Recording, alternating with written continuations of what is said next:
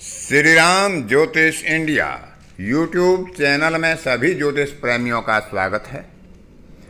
आज की कक्षा का विषय प्रसंग है कि जो अंतिम 5 नक्षत्र होते हैं जिन्हें पंचक नक्षत्र कहा जाता है, उनमें कौन कौन से कार्य ऐसे हैं जिन्हें वर्जित किया गया है, कौन कौन से ऐसे कार्य हैं जो पंचक नक्षत्रों में नहीं किए जाने चाहिए।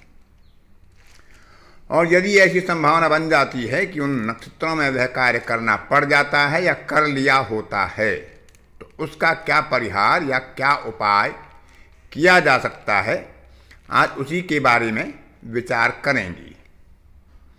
आप सभी ज्योतिष प्रेमियों को ज्ञात होगा कि धनिष्ठा का उत्तरार्ध और उसके बाद के 4 नक्षत्र यानी कुंभ और मीन राशि में पड़ने वाली चंद्रमा के गोचर में जो भी नक्षत्रों का भाग पड़ता है वह पंचक नक्षत्रों में गणना किया जाता है। और कई कार्य ऐसे हैं समाज में प्रचलित लोक परंपराओं के आधार पर भी और शास्त्रों के आधार पर भी जिनको वर्जित किया जाता है। तो आज उसी पर विचार करेंगे। धनिष्ठा नक्षत्र का उत्तरार्ध अर्थात अंतिम 2 चरण, शतभिषा नक्षत्र, पूर्व भाद्रपद नक्षत्र, उत्तर भाद्रपद और रेवती नक्षत्र, इस प्रकार 5 नक्षत्रों का संयोग होने से इनको पंचक नक्षत्र कहा गया है। ऐसी मान्यता है कि यदि इन पंचक नक्षत्रों में कोई मृत्यु हो जाती है तो इसके बाद 4 या 5 मृत्यु और होती हैं। यदि ऐसे नक्षत्र में किसी का जन्म होता है तो उसी परिवार में या उसके रक्त संबंधी परिवार में 5 जातकों का जन्म और होता है, यानी पंचगुणित वृद्धि होती है जो भी कार्य इसमें होता है। लेकिन कुछ कार्यों को इसमें वर्जित माना गया है। रविवार को यदि कोई पंचक नक्षत्र पड़ता है तो वह रोग पंचक होता है, उसमें किए गई जो वर्जित कार्य हैं उनको करने पर रोग में वृद्धि होती है। बुधवार को राज पंचक माना गया है और सोमवार में भी इसी का प्रयोग किया जाता है। राज्य संबंधी कोई ना कोई कठिनाई जातक को हो सकती है यदि बुधवार के दिन पड़ने वाली पंचक नक्षत्र में कोई ऐसा कार्य किया जाता है। मंगलवार को अग्नि पंचक माना गया है और गुरुवार को भी इसी में शामिल कर लिया गया है।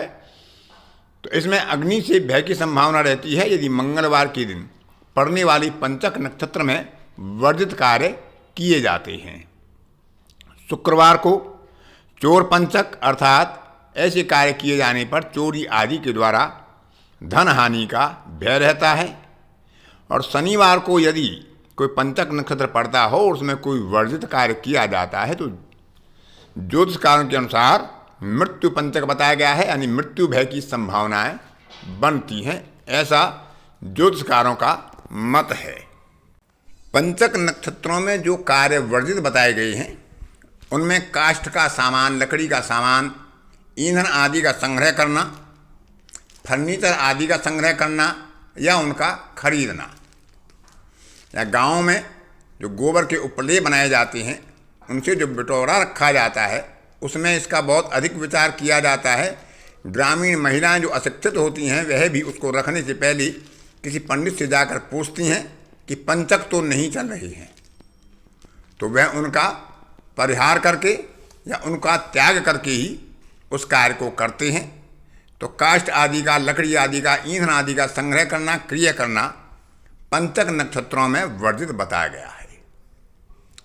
छप्पर बनाना, मकान आदि पर छत डालना, इस कार्य को भी पंचक नक्षत्रों में नहीं किया जाता है, इस कार्य से बचना चाहिए।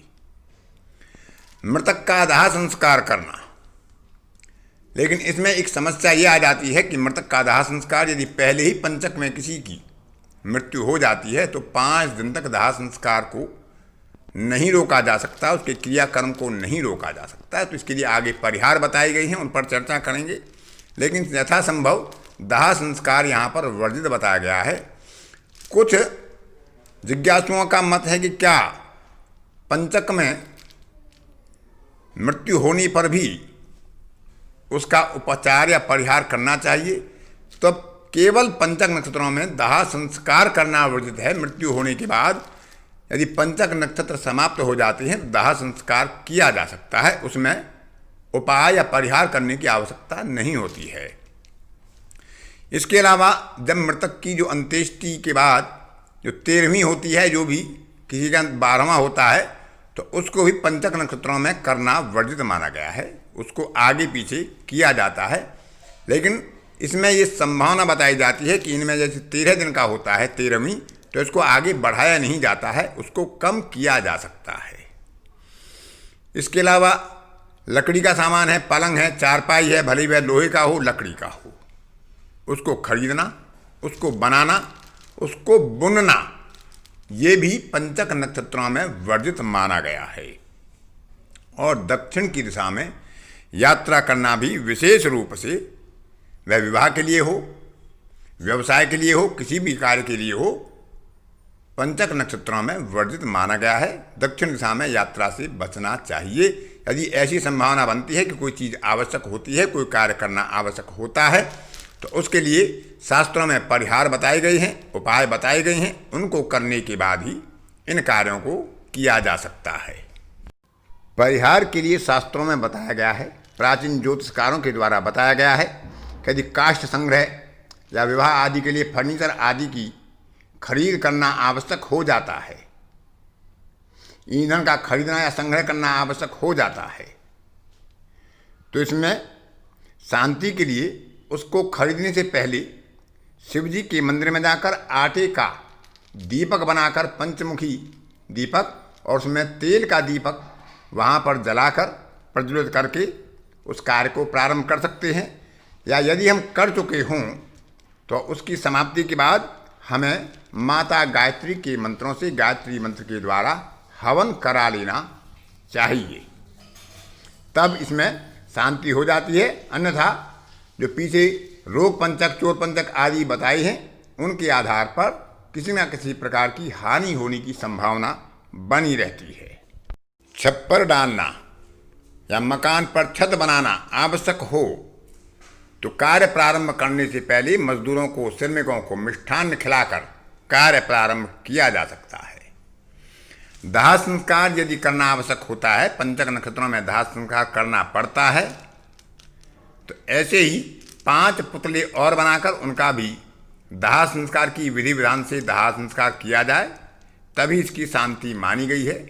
इसके अलावा गरुड़ पुराण आदि में इनके अन्य उपचार और उपाय भी बताए गए हैं, उनको भी अपनाया जा सकता है।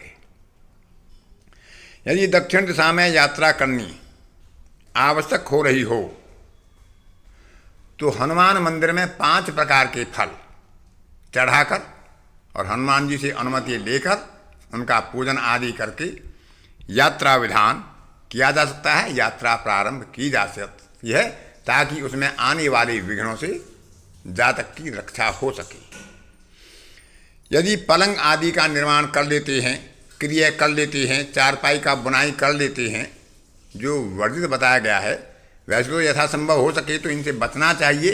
लेकिन यदि ऐसी स्थिति हो जाती है कि हम क्रिया कर लेते हैं या क्रिया करना आवश्यक हो जाता है परिस्थितियों के वश, तो उस सामग्री का उपयोग पंचक नक्षत्र की समाप्ति के बाद ही करना चाहिए, तभी उसमें उसकी शांति होती है। अन्यथा उसके प्रयोग के द्वारा, उपयोग के द्वारा किसी न किसी प्रकार से हानि की संभावना बनी रहती है। अब धनिष्ठा नक्षत्र जैसे मंगल का होता है तो उसे अग्नि पंचक में माना गया है, क्योंकि यह मंगल का नक्षत्र है और ये मंगलवार को पड़ता है, तो अधिक संभावना हो जाती है अग्नि भय की। इसी प्रकार अंतिम नक्षत्र रेवती नक्षत्र है, वैसे भी गंडमूल नक्षत्र पड़ता है, उसमें धन हानि की संभावना होती है। उत्तर भाद्रपद नक्षत्र में आर्थिक दंड की संभावना होती है। सद्भिदा नक्षत्र में भी कार्य बाधा की या इसी प्रकार की अन्य संभावनाएं हमारे ज्योतिषकारों ने बताई हैं। सद्भिदा में भी चोर आदि के द्वारा कष्ट की संभावना या कोई रोग आदि कष्टकारी हो सकता है, तो हमें पंचक नक्षत्रों में वर्जित कार्य जो बताए गए हैं उनसे बचना चाहिए। और यदि बहुत आवश्यक होता है, हमें वह कार्य करने पड़ते हैं, तो जैसे उपाय बताए गए हैं, जैसे परिहार बताए गए हैं, उनके आधार पर परिहार करने के बाद उनका उपयोग किया जा सकता है, उन कार्यों को किया जा सकता है। तो पंचक नक्षत्रों के ऊपर काफ़ी भ्रांतियां हैं, तो भ्रम में ना पड़ के अपने कार्यों को किया जाए विधि विधान से परिहार के साथ, तो उसमें अनिष्ट होने की संभावनाएं हीन हो जाती हैं, न्यून हो जाती हैं और समाप्त भी हो सकती हैं। आज की कक्षा में इतना ही। अन्य किसी कक्षा में फिर किसी नए विषय के साथ आपसे मुलाकात होगी। तब तक के लिए अपनी वाणी को विराम देता हूँ। धन्यवाद।